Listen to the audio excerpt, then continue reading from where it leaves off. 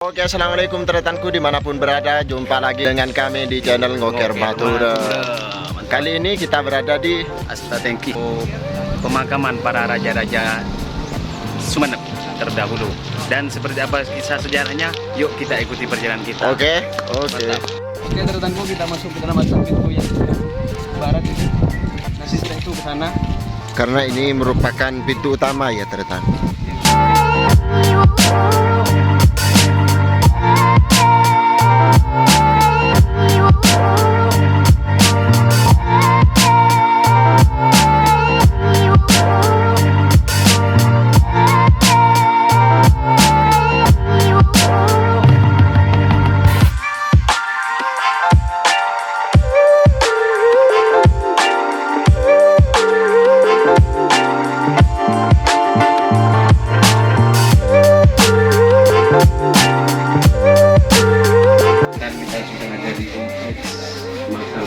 Dan aturannya di sini harus digilir dari yang pertama, ini yang kedua, dan ini bangunan yang ketiga.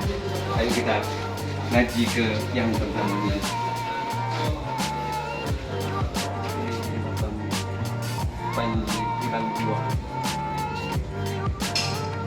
Panji Pulang Jiwa.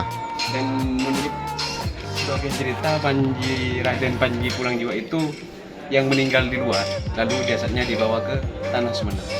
Oh gitu ya teretan. Kita coba masuk teretan. Assalamualaikum. Dan ini suasananya di dalam teretan.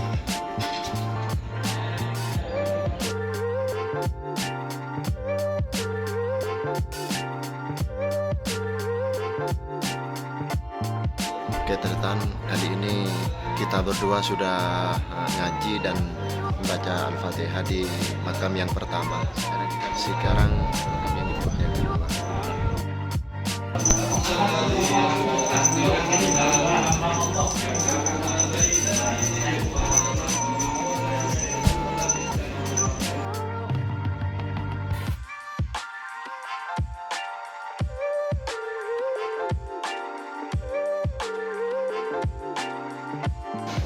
Kita sudah sampai teretan.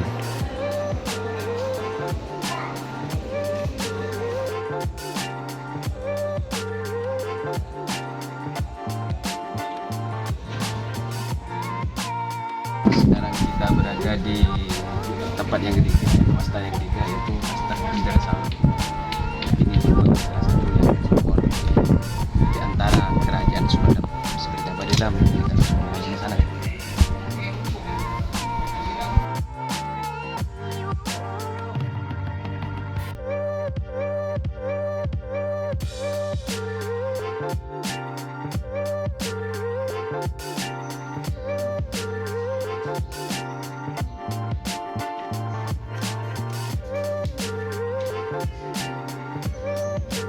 Saya sudah ngaji dan beristighfar di dalam, bertaubat, dan kali ini kita akan lanjut ke makam yang terakhir teretan.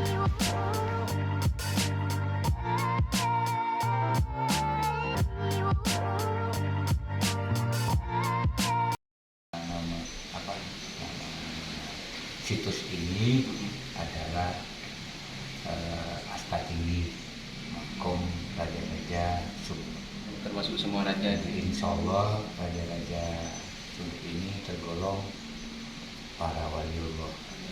Semuanya itu ada 8 raja, artinya 8 wali. Ke-8 raja atau ke-8 wali tersebut dibagi menjadi 2 lokasi. Ditandai dengan pagar melintang utara selatan. Yang pertama lokasi atau kelompok pemakaman para sesepuh, yaitu raja-raja para sesepuh. Kemudian yang kedua adalah kelompok para ratu putra. Nah, kelompok para sesepuh itu ada di sebelah barat. Di sana ada 3 kubah makam para ratu tersebut. Yang pertama yaitu makam Karuma Panji Pulang Jiwa, nama aslinya Kaskia. Terus kubah yang kedua di sebelah barat itu adalah makom Karoma Raden Rohmat yang dipanggil dengan julukan Pangeran Jimat. Yang ketiga adalah Pinter Saud. Itu seorang raja yang asal usulnya dari Kiai. Abah beliau bernama Ki Abdullah. Setelah dinikahkan dengan Ratu Sumenep, nah kemudian setelah dinikahkan dinobatkan menjadi seorang, gelarnya diberikan kepada Pinter Saud menjadi Tumenggung Tirtonegoro. Nah, itu adalah 3 kubah makom karomah raja-raja Hasta ini, para sepuh. Nah, kemudian setelah dari ketiga kubah itu, ini sempurnakan ke 1 kubah sebelah timur, yaitu anak cucu Pinter Saud. Makanya disebut dia para pelanjut dari Pinter Saud. Di sini semuanya ada 5. Ini foto-fotonya. Cuma putranya tidak ada fotonya.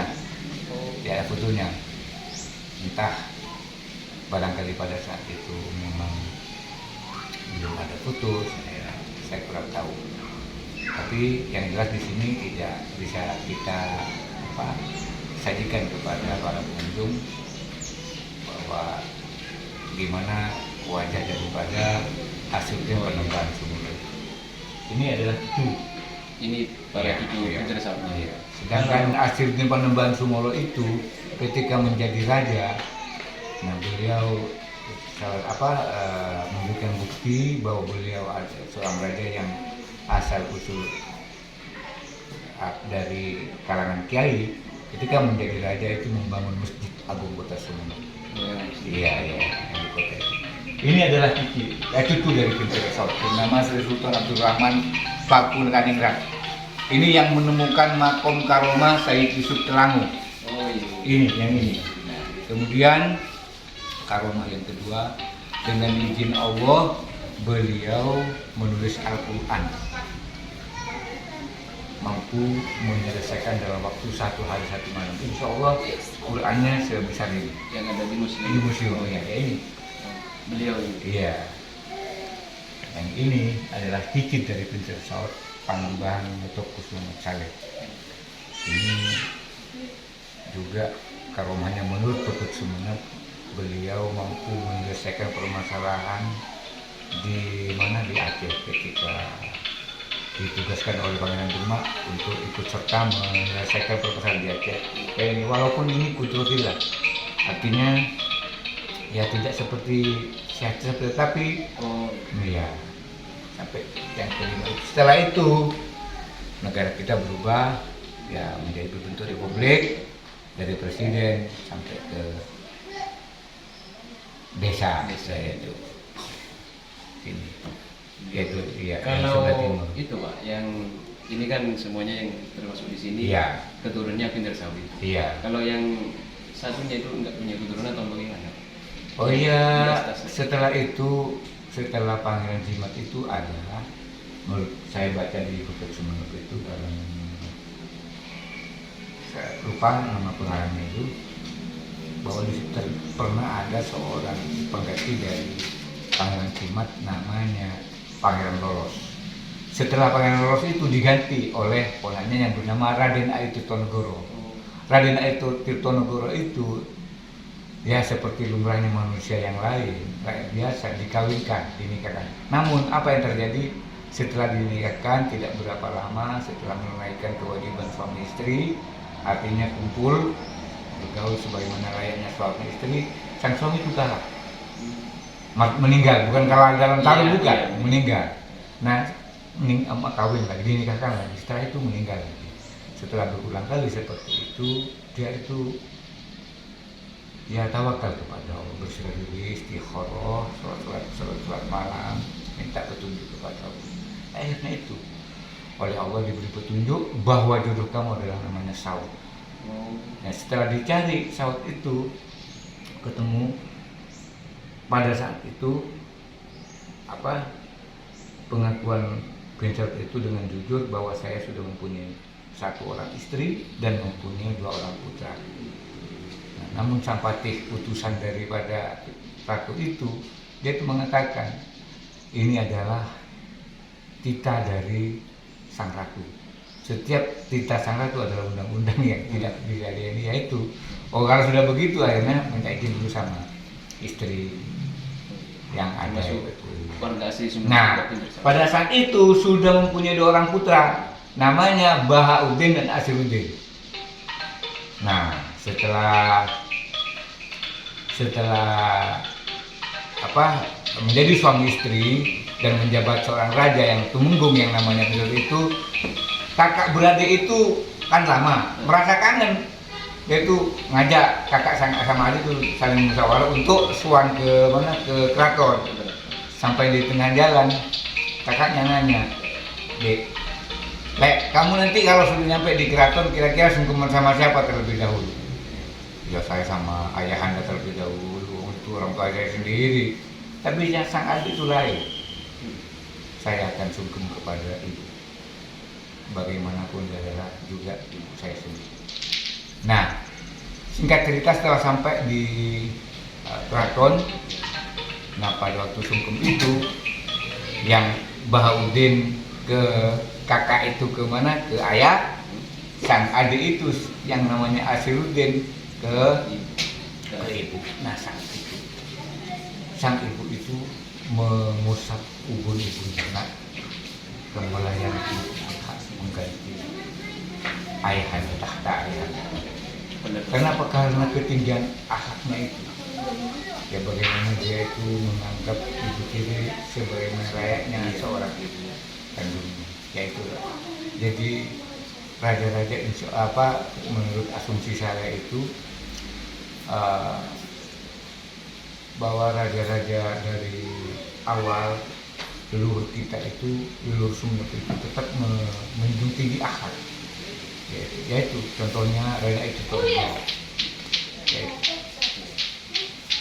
Ya mungkin sekilas yang dia sampaikan. Terima kasih Pak. Iya. Oke,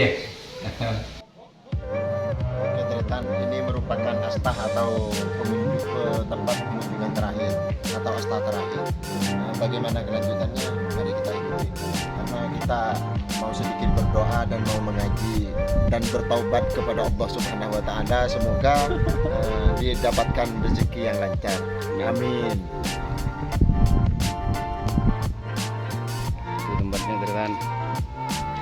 Ini merupakan astah keturunan Pinter Saud ya menurut keterangan tadi. Di sana ada peziarah Tretan dan ini suasananya di sini. Ini merupakan astah yang kedua atau yang di pintu sebelah timur.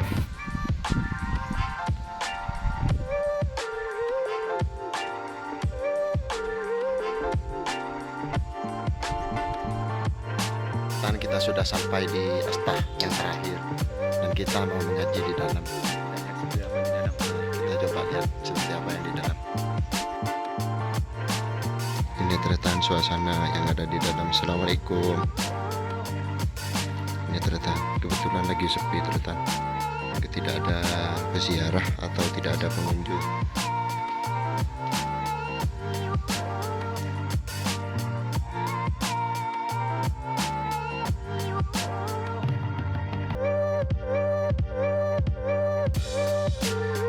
Oke Tretan, kita sudah selesai membaca doa atau membaca Fatihah atau ziarah di astah yang terakhir.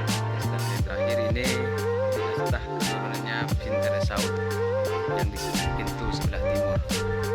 Oke Tretan. Oke Tretan, mungkin cukup sampai di sini perjalanan kami untuk jalan-jalan atau ngukir atau ziarah di tempat Astah Tengki, tepatnya di kota Sumenep atau tepatnya di Astah Tengki, Kabupaten Sumenep, Kebun Agung. Dan jangan lupa klik tombol subscribe channel Ngukil Madura, tekan like, share apabila video ini bermanfaat, dan lonceng notifikasinya jangan lupa agar tidak ketinggalan video terbaru dari kami. Oke, assalamualaikum.